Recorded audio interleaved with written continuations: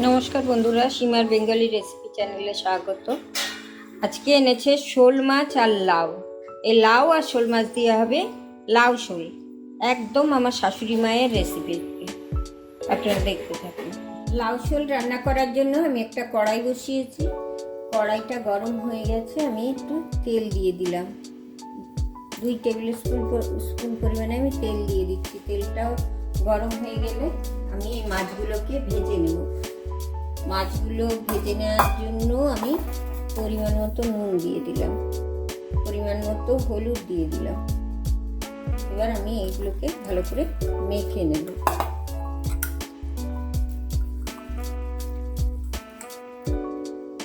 মাছগুলো মাখা হয়ে গেছে, আমি এবার মাছগুলোকে ভেজে নেব। তেলটা গরম হয়ে গেছে, আমি মাছের মাথাগুলোকে আগে ছেড়ে দেবো।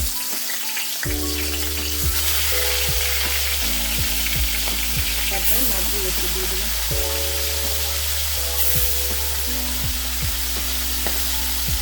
মাছগুলো ভালো করে ভেজে নেব।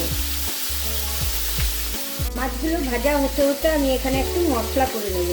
আমি একটা ফ্রাইং প্যান বসিয়েছি, তার মধ্যে আমি তেজপাতা দুটো দিয়ে দিলাম।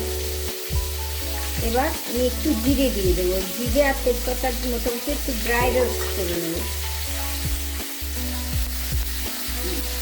জিরেগুলো ফুটে চিটপুট করছে, ফুটে উঠেছে, মানে ড্রাই রোস্ট হয়ে গেছে। আমি এবার চট করে ঢেলে নেব।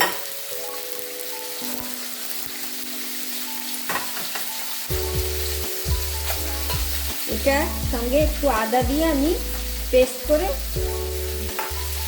এই লাউ শোলে দেব।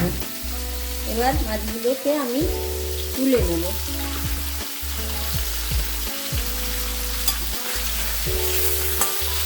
মাছগুলো ভাজা হয়ে গেলে আমি তুলে নেব। উল্টে দিচ্ছি, একবার উল্টে দিয়েছি আর একবার উল্টে দিলাম। মাছগুলো খুব কড়া ভাজবো না, মাছ খুব কড়া ভাজলে মাছের টেস্ট নষ্ট হয়ে যায়। মাছটা ভাজা হয়ে গেছে, আমি তুলে নেব। মাছগুলোকে আমি তুলে নিচ্ছি। এবার বাকি মাছগুলোকেও আমি এইভাবে ভেজে নেব। এবার আমি একটু কড়াইতে তেল আছে আর অল্প 1 টিস্পুন পরিমাণে তেল দেবো। লাউ তরকারিতে খুব একটা বেশি তেল লাগে না। ফোড়ন হিসাবে আমি একটু 2 তেজপাতা, একটু জিরে দিয়ে দিলাম। ফোড়নটা ভাজা হয়ে গেলে আমি লাউগুলোকে দিয়ে দেবো। লাউগুলোকে আমি যেমনভাবে কেটেছি সেটা দেখাই। এইভাবে লাউগুলোকে কেটে নিয়েছি। ফোড়নটা ভাজা হয়ে গেছে, এবার লাউগুলোকে আমি দিয়ে দেবো।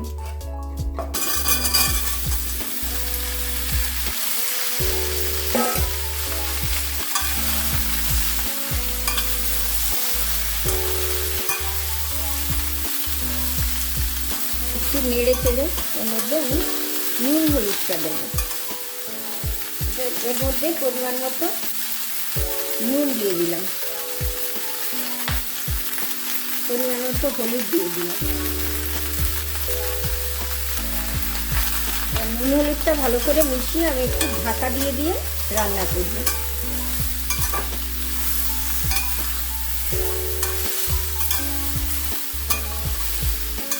নুন হলুদটা মিশিয়ে দিয়েছি, এবার আমি একটা ঢাকা দিয়ে দিলাম। আর আঁচটাও আমি নুনের আঁচটা কমিয়ে দিলাম।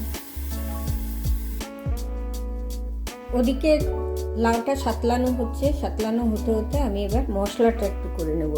আমি এই জিরে আর ওই আদা স্লাইস দুটো একসঙ্গে বেটে নেব। মশলাটা শিলনোড়াতে আমি বেটে নিচ্ছি।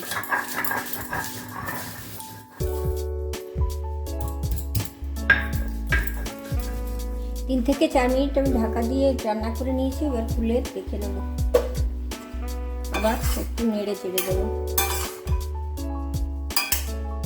এর মধ্যে আমি 4টে কাঁচা লঙ্কা দিয়ে দেবো। কাঁচা লঙ্কা না, এগুলো পাকা লঙ্কা দিলাম, আপনারা কাঁচা লঙ্কাও দিতে পারেন। 4টে লঙ্কা দিয়ে দিলাম। 1 টিস্পুন মতো ধনে গুঁড়ো দিয়ে দিলাম।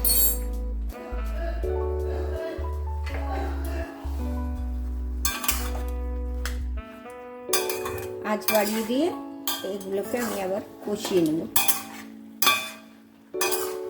কষানো হয়ে গেলে জল দিয়ে নেব। ঢাকা দিয়ে দিয়ে মিনিট 5 মতো আমি কষিয়ে নিয়েছি। আমি ঢাকা খুলে দেখে নিচ্ছি কী অবস্থা।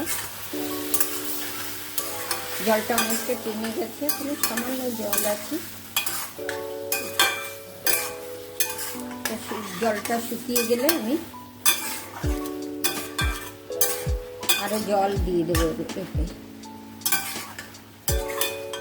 আর একটু হবে, একটু ঢাকা দিয়ে আবার রেখে দেবো মিনিট খানা। জলটা অনেকটা কমে গেছে।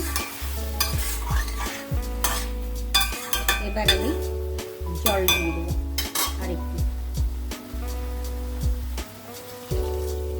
খুব বেশি জল দেবো না, যাতে মাখা মাখা তরকারিটা হয় সেরকম করবো। আবার আমি ঢাকা দিয়ে রেখে দেবো। ফুটে উঠলে মাছগুলো অ্যাড করবো।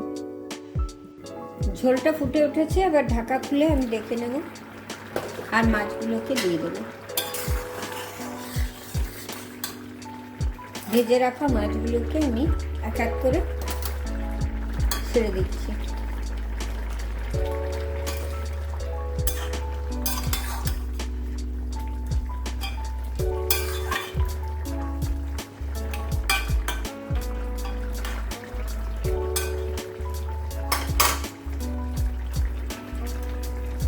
মাথাটাও দিয়ে দেবো। একটু মাছ বেশি করে দিলে সবজিতে স্বাদ ভালো হয়, তাই সব মাছগুলোই দিয়ে দিলাম। মাছগুলো দিয়ে দেওয়ার পরেও দেখুন ফুটে উঠেছে। আর একটু ফুটবে, আমি আবার একটু ঢাকা দিয়ে রেখে দেবো। 1 মিনিট মতো রান্না হবে। 1 মিনিট মতো রান্না হয়ে গেছে, আমি ঢাকা খুলে দেখে নেব। বেশ ভালোই রান্না হয়েছে। আমি এই যে মশলাটা করে রেখেছিলাম, আমি এর সঙ্গে মশলাটা অ্যাড করে দেব।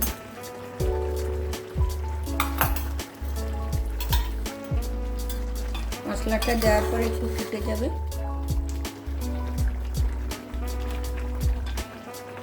ফুটে গেছে, আমি এবার ধনে পাতাগুলো অ্যাড করে দেবো। ধনে পাতা আমি কুচি করে রেখেছিলাম, ধনে পাতা ছড়িয়ে দিলাম। আমার লাউ শোল রান্না করার কাজ শেষ। ভিডিওটা যদি আপনাদের ভালো লাগে তবে অবশ্যই চ্যানেলটি সাবস্ক্রাইব করুন, পাশে থাকুন, বেল বাটনটি অন করে রাখুন। আর যদি ভালো লাগে আজকেই ট্রাই করুন। লাইক, কমেন্ট এবং শেয়ার করতে ভুলবেন না। আমার লাউ শোল রান্না করার কাজ শেষ। দেখুন গরম গরম ভাতের সঙ্গে এই লাউ শোল দারুণ লাগবে। আপনারা আজই বাড়িতে ট্রাই করুন।